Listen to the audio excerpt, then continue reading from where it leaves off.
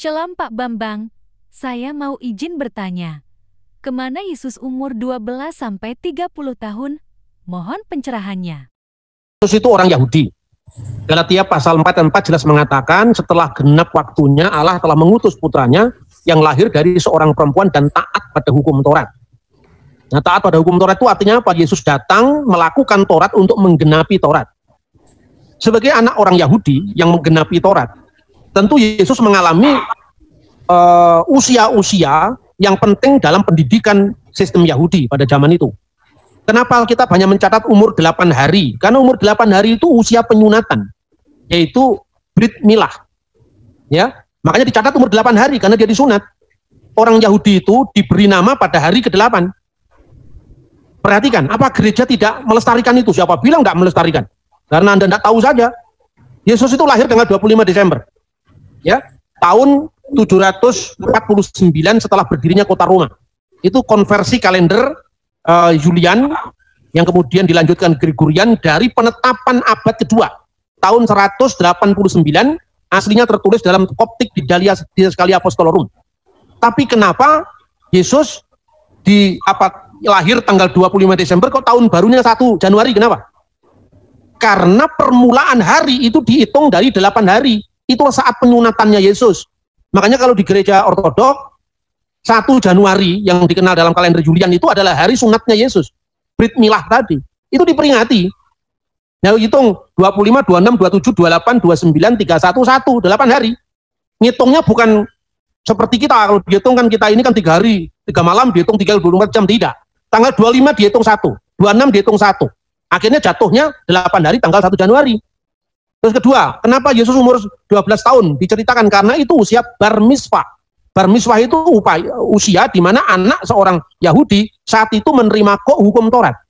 Kenapa baru muncul 30 tahun? Baca di kitab Imamat, kitab Bilangan. Pilihlah mereka-mereka yang usianya 30 sampai 50 tahun karena mereka baru muncul di depan umum itu ketika usia 30 tahun dan usia purna untuk pelayanan itu 50 tahun. Makanya usiamu belum 50 tahun, bagaimana kamu mengatakan hal itu? Abraham melihat hariku dan seterusnya itu loh. Nah, terus kemana Yesus? Ya nggak kemana-mana, dia di Nazaret saja.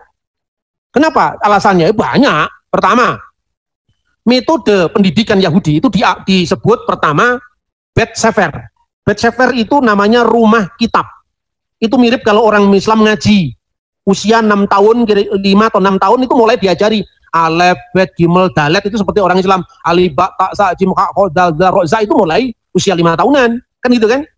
Nah, setelah itu pada usia Bet Sefer itu, orang dipersiapkan untuk apa? Bisa membaca Shema, ayat-ayat pendek dalam kitab suci setelah dia tahu Shema Yisrael, Adonai Elohenu, Adonai Echad, kemudian baca Bereshit, ya, kitab Kejadian 1 itu dihafal. Setelah dia teksnya lancar, Bereshit bara Elohim et hasamayim ve'et sa'aret ve'aret hayyeta tohu wa pohu we'hosek alfenetehom berwah Elohim merakefet alfenihamayim dihafal. Ketika usia Bet Sefer dia sudah membaca teks-teks pendek dari Taurat dan Nabi-Nabi, bandingkan dengan pendidikan Islam.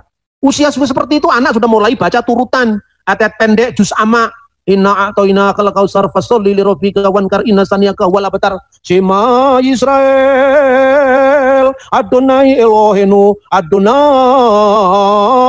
Echad. Setelah dia lancar baca Taurat, teks-teks pendek tadi, masuk dalam jenjang kedua, kira-kira usianya sekitar 10 tahun sampai 12 tahun. Itu namanya Bet Talmud. Kenapa Bet Talmud? Mulai di situ dia bagaimana cara membuat sembahyang, membaca teks-teks yang namanya itu Sidurim. Sidurim itu buku-buku doa, sholat harian.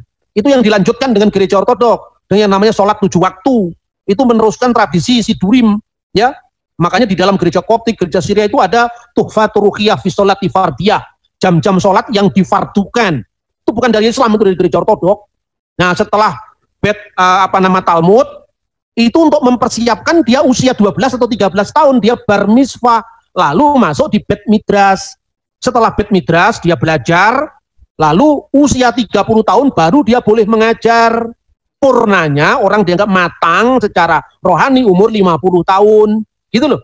Makanya jelas Anda mencari Sweet 17-nya Yesus dan tidak ketemu pikiran orang Eropa atau Amerika untuk memandang Yesus yang jelas-jelas Yahudi. Tapi ingat, kalau sudah Yahudi begini jangan mabuk Yahudi. Anda Kristen, ya, jangan lebih percaya Talmud ketimbang bapak-bapak gereja. Karena apa? Bagaimanapun juga Talmud itu sekalipun bernilai historis, tetapi dia ditulis orang-orang yang tidak percaya Yesus. Rasul sendiri melantik murid-muridnya yang dikenal dengan para apostolic fathers tadi.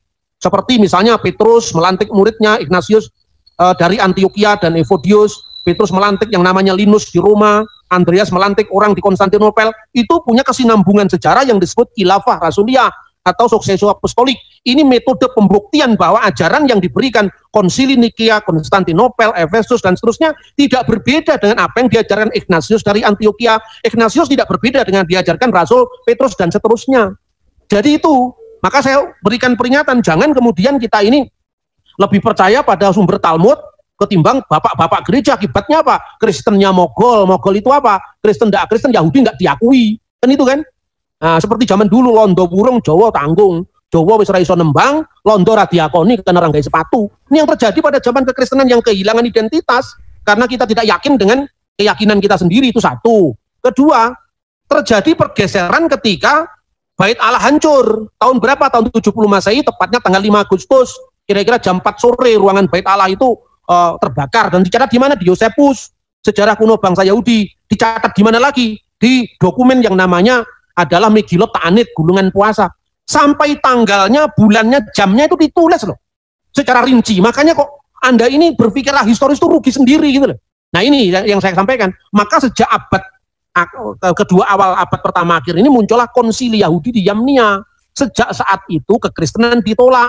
Makanya perlu direkonstruksi. Ini Yahudi yang mana yang Anda buat acuan ini? Kalau Yahudinya Tovia Singer, itu Yahudi mesin jahit itu nggak bisa dijadikan rujukan karena itu Yahudi modern. Makanya percaya dengan metode yang saya sampaikan tadi. Ketika bicara tentang keilahian Mesias, Qumran, jangan hanya melihat catatan Yahudi di abad kedua Masehi ke atas. Itu saya kira ya. Begitu juga tentang itu, apa Beit Midrash. Berarti Yesus itu belajar dari rabi mana? Alkitab mengatakan, bagaimana dia memperoleh pengetahuan seperti tanpa belajar? Tanpa belajar bukan berarti Yesus buta huruf, tidak. Dia tidak belajar menurut metode para rabi yang sudah muncul aliran-aliran kerabian. Yesus punya hikmat langsung dari surgawi, tetapi secara manusia dia tetap melalui jenjang-jenjang pendidikan sama seperti orang Yahudi yang lain. Itu artinya tunduk pada hukum Taurat dalam Galatia 4 ayat 4. Dan pada zaman Yesus secara arkeologi Beit Midrash belum terpisah dari sinagogi lokal. Terpisahnya Beit Midrash dengan sinagogi lokal itu sejak abad kedua, mulai nanti muncul aliran-aliran Tiberias, aliran Yerusalem, itu abad kedua ke atas. Itu saya kira ya. Terima kasih.